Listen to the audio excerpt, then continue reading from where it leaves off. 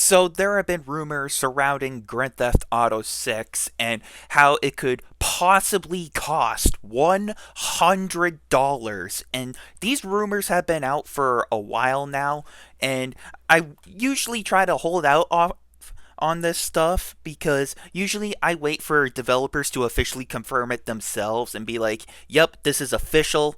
Or usually I just wait for when the game is available for pre-order, and that's when I usually see the price tag for it. So that way I can usually make a decision on the game or not. But a lot of people have been skeptical about the $100 rumor for video games, especially for Grand Theft Auto 6 possibly costing $100. So, in this video, I just want to talk about these rumors for the subject of today's video and for today's discussion because think this is quite an interesting topic to talk about video games costing $100. So, usually for video games, at least for my whole lifetime, video games have usually cost like $50 to $60 for like my entire lifetime playing video games. It originally cost like $40 or $50 a while back, but then as time goes on and as the game industry grows, the prices for video games have gone up and they increased from like $50 to $60, and we just got a big increase from $60 to $70 now. And because of the $70 price tag, a lot of people are not really happy with it, including myself. And I told myself, because video games have gone up to like $70, I'm just boycotting the $70 price tag and I will only get a new video game if it goes on sale. You know what I'm saying? But if these rumors are true, like you think that $70 is bad, $100, that's a massive purchase, believe it or not. Like $100, it's not something that the average gamer can just drop every single day on a new video game. $100, you can do a lot of stuff with that. You could take that girl you really like out on a hot date. You could go get yourself some nice new shoes if you really wanted to get those new kicks. You could get yourself a brand new controller. You could get yourself a couple indie games. I mean, you could do a lot of stuff with $100. But with Grand Theft Auto 6 that could possibly cost $100, there's been a lot of negative feedback from people, which go figure. I mean, we all saw that one coming.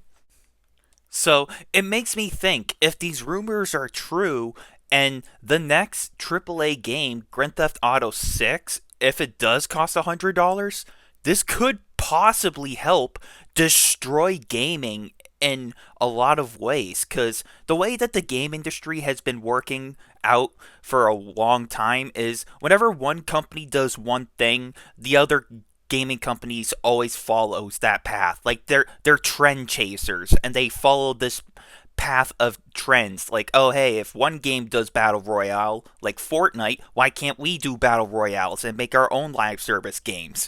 Or if one game is successful with first person shooters, why can't we follow that trend and just make our own first person shooters?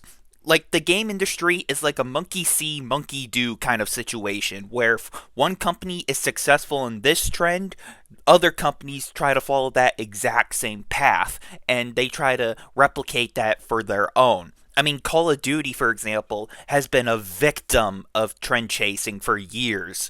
And they've been doing this with Overwatch, with like Black Ops 3 and Black Ops 4. And they've been trying to do this with Fortnite as well, with the Battle Royale, with Warzone, and all the stupid skins you see in the games. So, if Rockstar is successful with this $100 price tag, other companies like Activision and EA, they could possibly increase their game prices to $100 as well. But the way I see this is like, I know for a fact that people are going to buy Grand Theft Auto 6 regardless because, I mean, it's a popular franchise. It's one of the most legendary franchises of all time. And usually, Rockstar doesn't usually miss when it comes to like their games, except for like Grand Theft Auto the Trilogy Definitive Edition. I'm glad I dodged the bullet with that one. but Grand Theft Auto 5 was one of the best games of all time. And with Grand Theft Auto 6, a lot of people are going to be buying that game regardless. And some people are going to be outright defending the price tag of Grand Theft Auto 6. Like, yeah, this game is worth like $100. So I'm fine with that. But the way I see this, at least in today's dark age of modern gaming, like, no, there's no way I'm going to be buying like a video game for $100. Like, I think a normal person like myself, like anybody with a brain, can clearly see like why would I waste $100 on a video game when I have a bad feeling that it's gonna end up as a disaster. You know, games like Call of Duty, for example, have been just shitting the bed, and that game is not worth $100 freaking. I mean, Call of Duty Black Ops 6 has been a complete embarrassment. No way, no how that game's worth $100. Games like Baldur's Gate 3, for example, I mean, you could make the argument with me and tell me, hey, Baldur's Gate 3, that game's worth $100. Look at all the content in that game. Sorry, I had a sneeze coming. God, I'm allergic to these rumors. But with all seriousness, the $100 price tag. Oh god, I thought I had another sneeze coming. Jesus Christ. But with all seriousness, with the $100 price tag, I mean, there's no way the average gamer is going to be like, yeah, this is okay. For games like Madden and games like Call of Duty, there's no way in hell that's going to be okay. Games like Baldur's Gate 3, for example, some people might justify it and say, like, yeah, this game's worth $100. This game is massive and it's a big game. There's a lot of things to do in Baldur's Gate 3. Now, personally, I love Baldur's Gate 3. It's one of my favorite games of this entire generation of the PS5 and Xbox Series X and S. And I've beaten Baldur's Gate 3 at least 13 times already. And one of them was a speed run. But is Baldur's Gate 3, in my opinion, worth $100? Absolutely not. I will say it is worth the $70 price tag, even though I got that game on sale for like $60.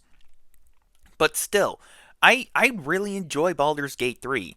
But even I have to admit, like, there's no way I'm going to be spending a small fortune on video games because, at least in today's economy, at least here in the US, the economy has been in a pretty rough spot for quite some time now, to put it lightly. So it makes people think like, well, if video games are going to cost $100, why would I want to waste my money on that? So it makes people think, well, I'm not going to buy this. I'm just going to boycott it. And that's also another rumor I heard is if video games do start costing $100 now, I heard some people say they're just gonna outright start boycotting video games altogether and hope for a game industry crash. But this is the same concept that we've been trying to get Call of Duty fanboys to understand. Like, oh, hey, boycott this stuff if you want these game companies to listen to you.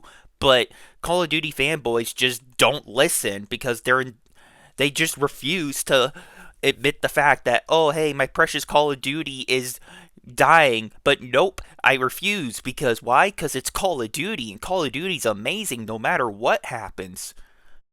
Regardless on the way we look at this stuff, I mean, there's gonna be that small group of people that will defend the $100 price tag and they will fanboy over their favorite products like Call of Duty, like I just mentioned, for example. And there will be that small group of fanboys, whether it be for Call of Duty, whether it be for Fortnite, whatever it is. Like, there will be that small group that defend the $100 price tag for their favorite franchises, and it's gonna be mind-boggling because, like I've already mentioned, like $100, there's just no way I'm gonna be wasting my money on a video game or any microtransactions or whatever. There's no way I'm dropping $100 on a freaking video game that costs like a small fortune. No way and no how, because I got things to do in the real world. I got other things to save up my money for, like the Nintendo Switch 2, for example,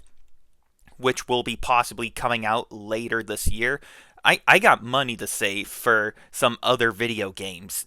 So I got indie games I want to play. I got money to save up for the Nintendo Switch 2. So I got better things to do with my money, even if it's gas money. But with all seriousness, if the $100 price tag does come true for Grand Theft Auto 6, all I'm going to say is there's no way I'm going to be buying this game. I know it's a popular franchise and there will be some people that will buy it regardless because it's Grand Theft Auto and it's going to definitely be breaking sales records, but I'm going to say this right now, there's no way that I'm going to allow $100 video games to be on my radar. And if it is, then guess what? I'm waiting for a massive sale for these video games. That's the only way I'm going to really be buying video games going forward. I mean, I've been doing that with the $70 price tag for video games, just waiting for a price drop in sale so I can get my video games. But once again, these are just only rumors, so only time will be able to tell. So we're just gonna have to play the waiting game, and we're just gonna have to wait and see what Rockstar does. And if Grand Theft Auto 6 does cost $100, then that sucks, but it is what it is. And I'm just gonna be avoiding the game because I'm not wasting $100 on it. But if it does not cost $100 and it's like 70, then good news, no $100 video game. It will just be $70. But even then, like people are still concerned about it. But like I said, only time will tell. So we're just going to have to play the waiting game and we're going to have to wait and see what Rockstar does. So, anyway, I just wanted to get on here and talk about this because I thought this was kind of interesting news to talk about, considering about these rumors still kind of circling around. So, I just wanted to cover it and talk about it. So, with this being said, thank you everyone for watching and for listening. And until next time, I'm talking about the rumor surrounding Grand Theft Auto 6 possibly costing $100. And I'll see you all later.